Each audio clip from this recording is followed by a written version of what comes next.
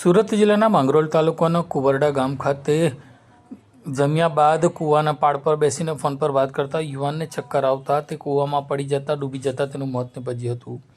મળતી માહિતી મુજબ કુંવરડા ગામ ખાતે રહેતો કોમલ સુરતી જમ્યા બાદ બહાર કૂવાની પાળી પર બેસીને ફોન પર વાત કરતો હતો. આ દરમિયાન જ એકાએક તેને ચક્કર આવતા તે કૂવામાં પડી ગયો હતો.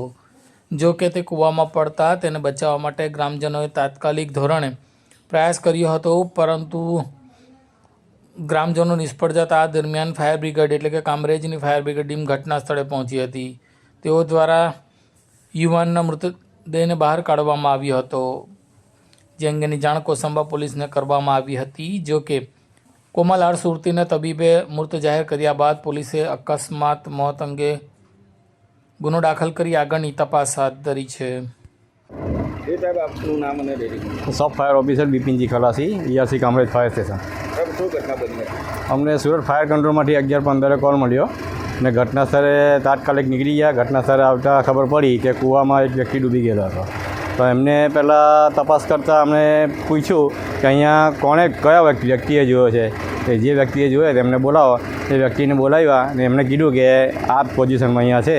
પણ એમણે પણ પહેલાં બોડી કાઢવાની કંઈ કોશિશ કરી. એમને કીધું કે એની પંજીટી હતી ને તેમાંથી એ લોકોએ બોડી કાઢી, પણ એમાં ભેરવાઈ નહીં.